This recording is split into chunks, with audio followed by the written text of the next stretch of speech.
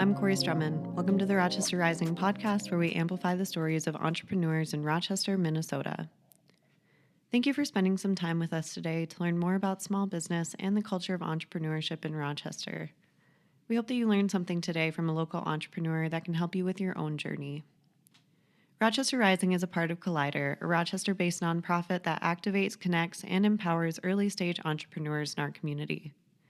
You can learn more about Collider and how our organization can help accelerate and assist your journey at collider.mn. Today on the podcast, we chat with Kristine Stensland, who has created a tool to assist therapists, coaches, and relationship educators who work with blended families. Let's get started.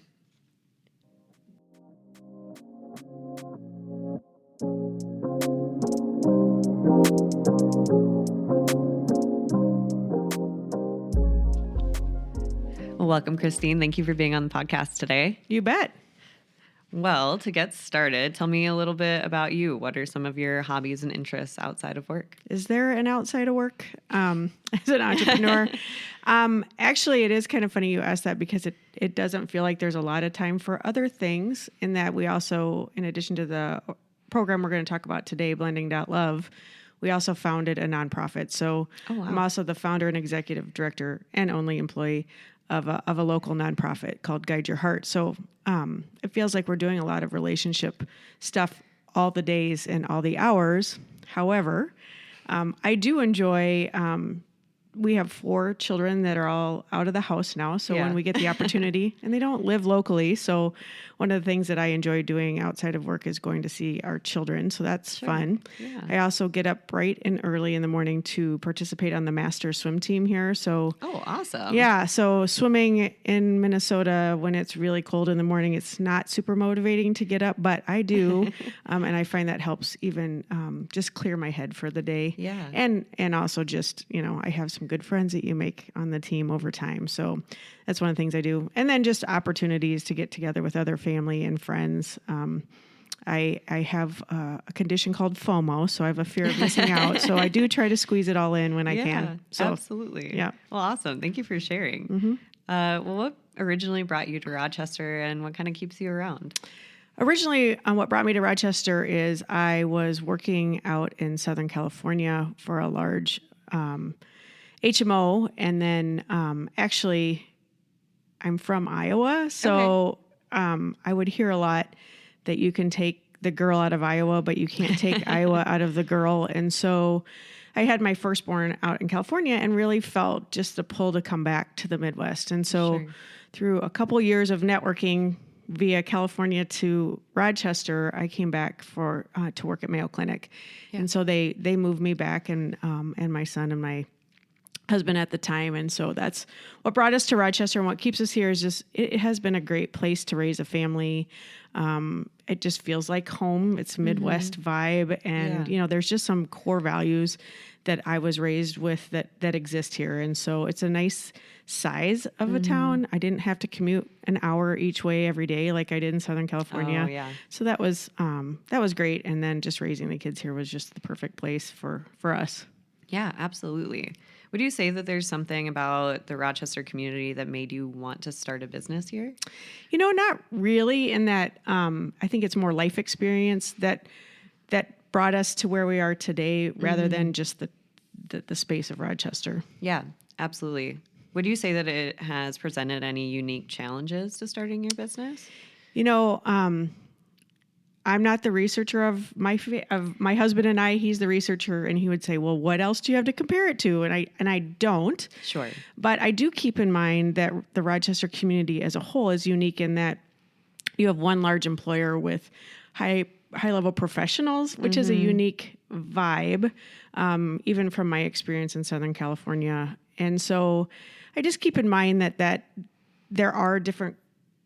The culture of Rochester is largely impacted by Mayo Clinic and the major employer that it is. And so I think the unique challenge is just to recognize that exists, and there's good and bad with that. Like I think, even Mayo Clinic's support of the entrepreneurial ecosystem here has been amazing. So there's opportunity. And then the flip side of that is, I'm guessing the entrepreneurial ecosystem or community is maybe a little smaller because you have so many people that are employed by Mayo Clinic. And so they have somebody else finding their paycheck, getting benefits, those sorts of things. And so I don't know. I've never done this in another city. Right. So I think there's pros and cons, which probably would exist anywhere that we did this.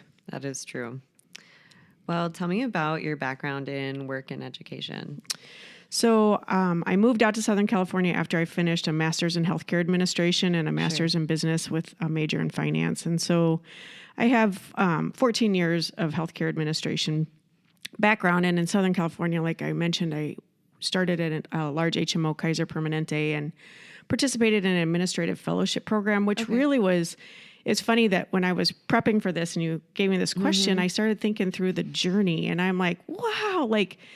There's so, and I always say that you can take something from everything you do. Again, I have 4 adult children. 3 of them are gainfully employed and one's still in college, but I tell them, you might know your general direction of where you're going, but you're going to pivot and it's like you're on an ocean in a ship, right? Like a wave comes and pushes you to the left, and then you got to readjust and go toward your horizon. And so I think as I thought about this question, I thought, wow, like I was exposed to a large organization at an administrative level. So as an administrative fellow, I got to work with the highest level at Kaiser Permanente. So I got to see leadership styles that I liked and didn't like. I got to have exposure to sort of the inside workings of a large organization.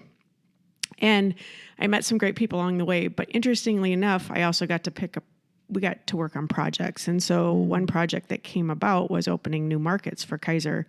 So I also was put in an entrepreneurial space, and that there was a very small team that opened up spaces in Palm Springs area and then up in Santa Barbara area. And so I got both. Like I got this established large organization experience, but also got to see what entrepreneurial things were at a young age, and then went to a startup company as well, moved back to work for Mayo. And then ended up working for Principal Financial Group out of Des Moines. So those were all my experiences. So I got some national experience. I got some big company experience. I got some entrepreneurial experience.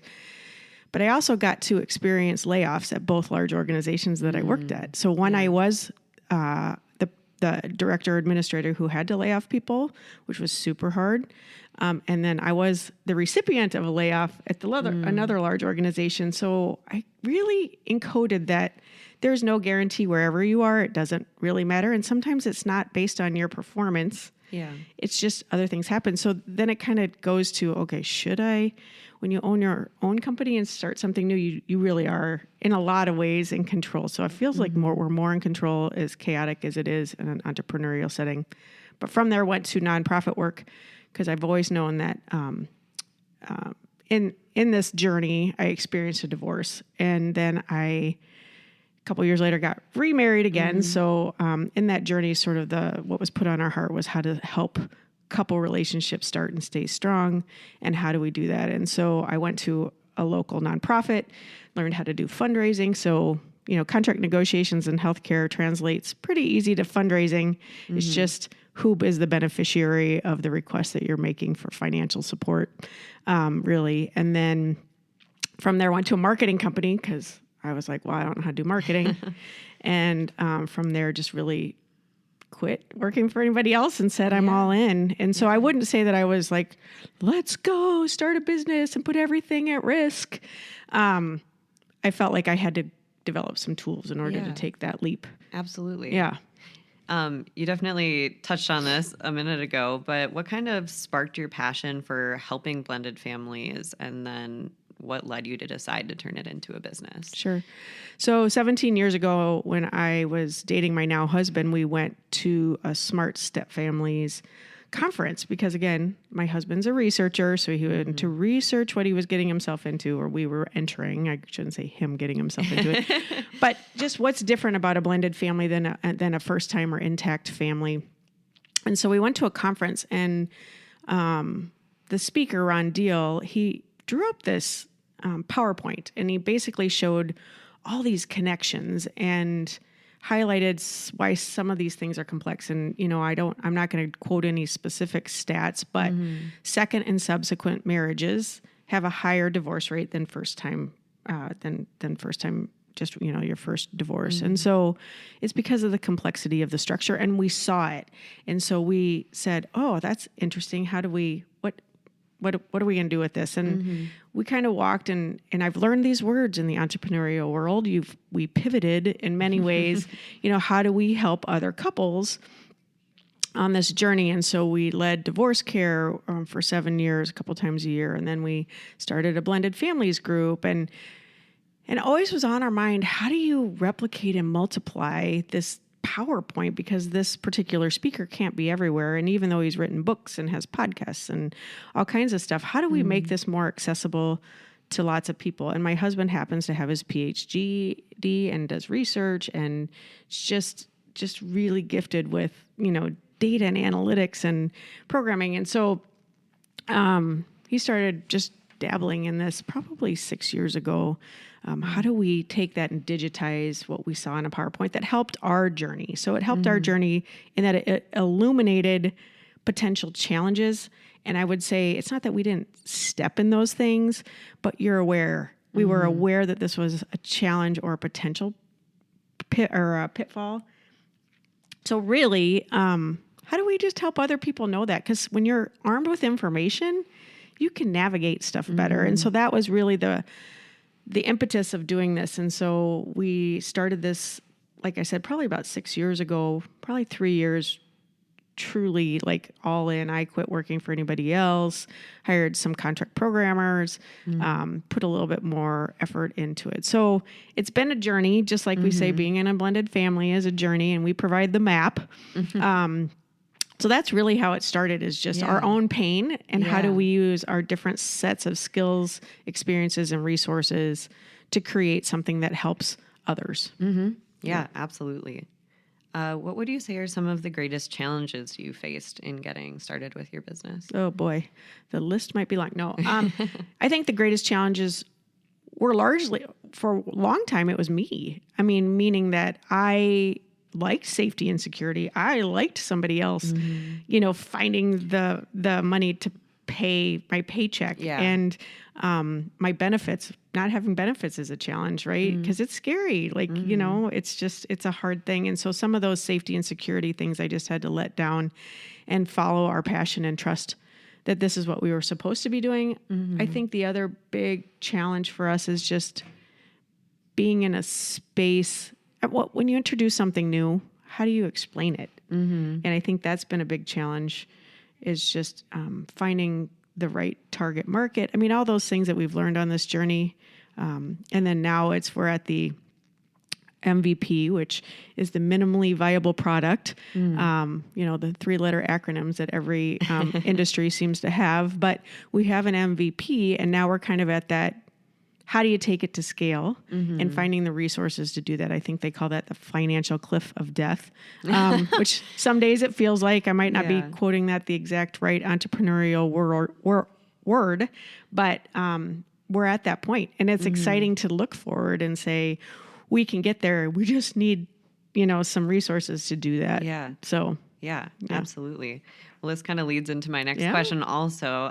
So you participated in Collider's first Co-Starters cohort. In what ways would you say that Co-Starters and working with Collider was able to assist or accelerate you on your journey? Yeah, I so valued my time with Co-Starters. And I think for us, we were probably, again, we had our product already launched. It's already been published in a book.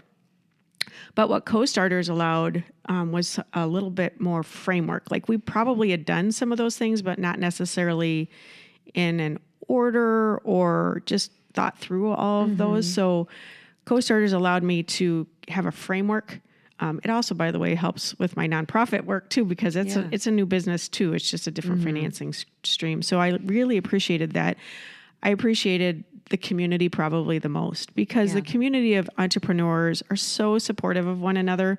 Whereas I think sometimes if you're not in this world, you just, when I talk to family and friends, they're kind of like, oh, that's great. And then they don't know what to say. They don't really I shouldn't say they don't understand. I don't know what they understand, but it's a different vibe when you're in with other people that are like, have this great passion to do this business, and just supporting one another has been phenomenal. And then just connecting to the ecosystem. I mean, again, I use these words that I wouldn't even a year ago be using all the time: MVP, ecosystem, pivoting.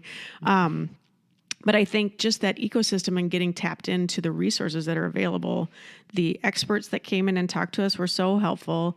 We've been connected to some financing opportunities, not, just that I wouldn't have been aware of, or I would have taken me longer to get there. And then just the educational opportunities that continue to exist. So I highly recommend Co-Starters, or just getting connected if you have a business idea to Collider, because it really has accelerated. There's ways that you can find some of this stuff out, but the support, the encouragement, and then the resources readily packaged to see which ones apply has been so beneficial. Yeah, absolutely. I feel like entrepreneurs already have such a long list of things to do that, like, being an organization that can minimize some of those steps can really be helpful. And I would say too, when we did the Collider Cup and we pitched, wow, talking about your product or business that you've been working on, it's in your head, and trying to narrow that down to 5 minutes, that was a challenge, because you really are challenged to say, what is your value proposition? What do people who aren't sitting in the weeds with you doing this day in, day out, what do they need to know, and what's going to resonate with them? It's just been great. And we've refined our pitch a couple times since that time, and the feedback. So it's just, I really, really am thankful that this exists in our community. Well, thank you. Would you say that the pandemic affected your business in any way? Not really. We weren't really launched, so to speak, or a lot of what we do is online anyway. And, would I say we have, so it's my husband, myself, and then we have one other coworker. So did we see each other as much with our coworker? No, but there was technology and we weren't quite at that space. So I wouldn't say the pandemic, if anything, it probably helped us a little bit, because we could slow down and focus. And I wasn't so distracted by FOMO. The other two are introverts, so they didn't. They were living their life, their best lives with the pandemic. Yeah. But I slowed down long enough to go, okay, what is it that we're working on, and where am I supposed to fit in this equation? Sure. Have you ever felt that being a female entrepreneur made it harder to start your business? Not really, but I would say that's because it's always been a team effort. My husband and I have been working together for a long time, just to say, again, how do we prevent the pain of a second or subsequent divorce on the family and the couple, and how do we just help strengthen those relationships? So I've never felt alone in this journey. So I guess I can't really speak to, if I was doing it solo, I don't know, I might have a different experience. Sure. Yep. Sure. What do you find most rewarding about your work? Oh boy. I think it's just because it is a heart mission for us. And we like to measure it not just on ROI, because I know that's a lot of what you talk about, if people watch Shark Tank, or we'll just use that one.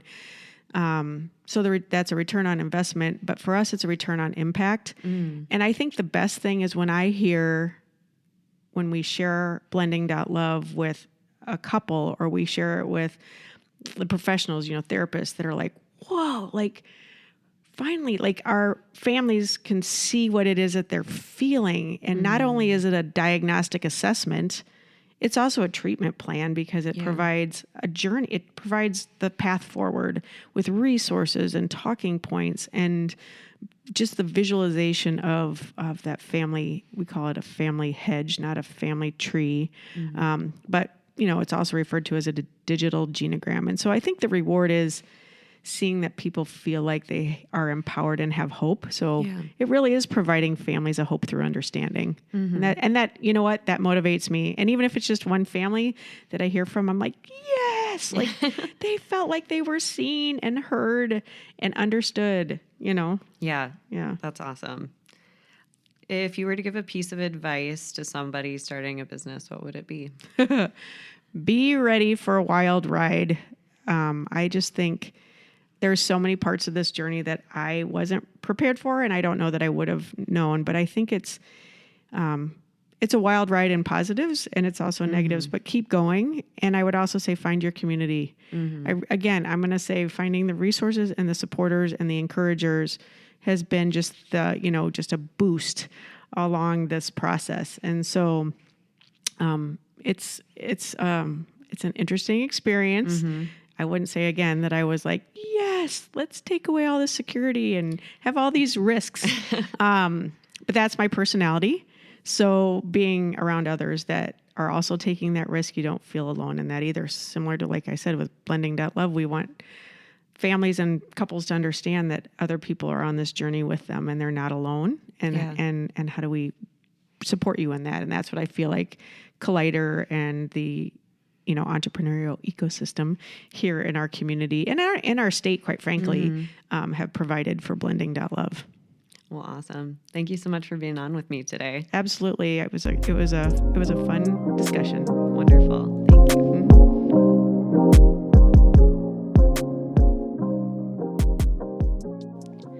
Thanks so much to Kristine for sharing her story. You can learn more about Blending.Love by clicking the link in our show notes.